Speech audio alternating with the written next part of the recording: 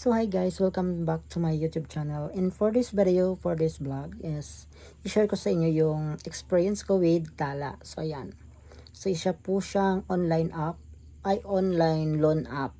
So dati yung mga binablog ko is all about ano siya, may mga microfinance, yung mga mayroong mga physical store or physical shop. Pero ngayon nga is naubos ko na siyang nalunan yung mga ano, yung mga ganun guys. So wala ako tayong mapapaghiraman. So imbis na sa tao tayo maghiram, is naghanap tayo ng alternative na mas okay compare sa tao. Kasi kapag naghiram ka sa mga kapitbahay mo or mga kakilala mo, so baka tanggihan ka pa, so baka umano lang yung ano mo, loob mo ba. So by the way guys, so ito is pigtry ko lang naman. So actually nagdadaan-daan na talaga siya sa ano ko, sa time ano ko, sa FB ko, sa mga sa timeline ko, yung sa wall ko ba. And actually first timer ko mag patol or mag-apply sa mga ganitong online app, online loan app.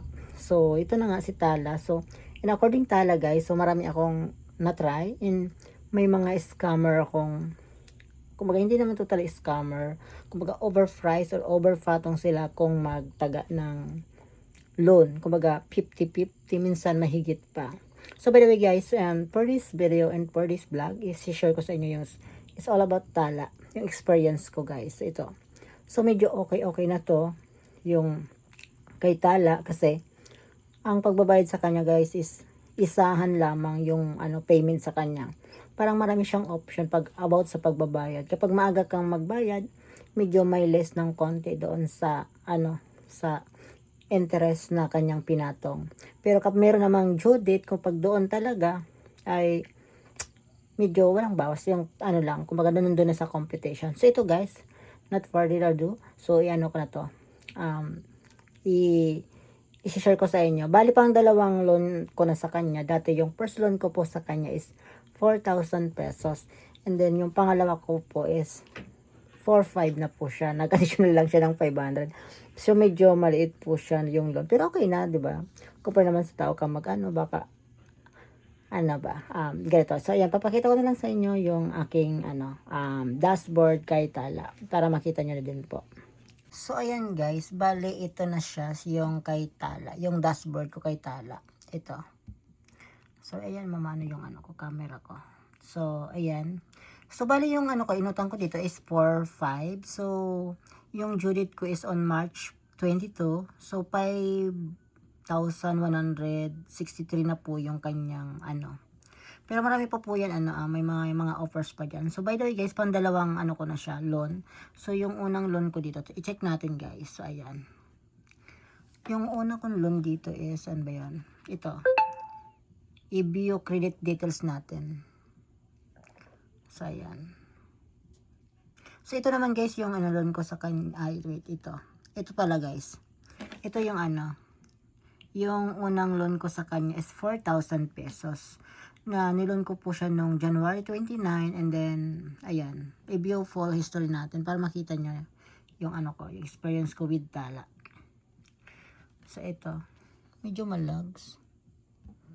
So ito guys yung computation nung 4,000. So sa 4,000 pesos guys, actually buo ko po siyang nakuha with yung GCash. So ayan.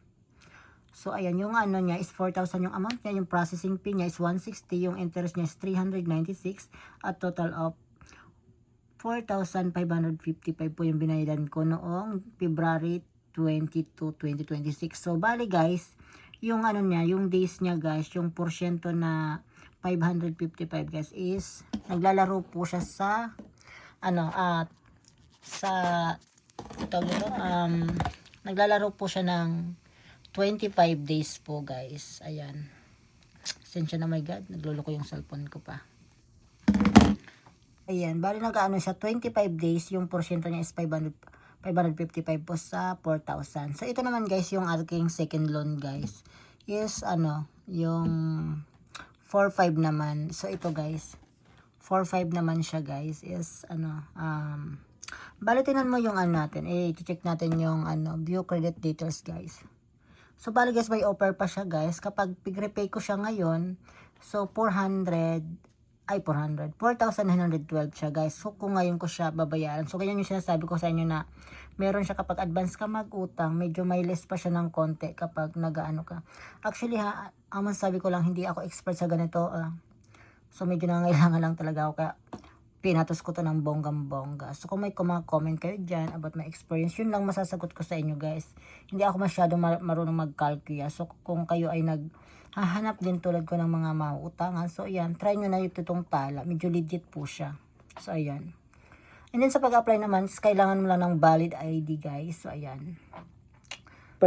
Experience ko with tala. So, kapag apply ko guys, kailangan ko lang ng tawag nito. By the way guys, yung mga ko is hindi naman sila masyadong humingi ng documents. So, ayan. So, kailangan nyo lang guys i-present yung one valid ID. So, ayan. Yung pig ko pala dito is driver license guys. Yung aking pig present.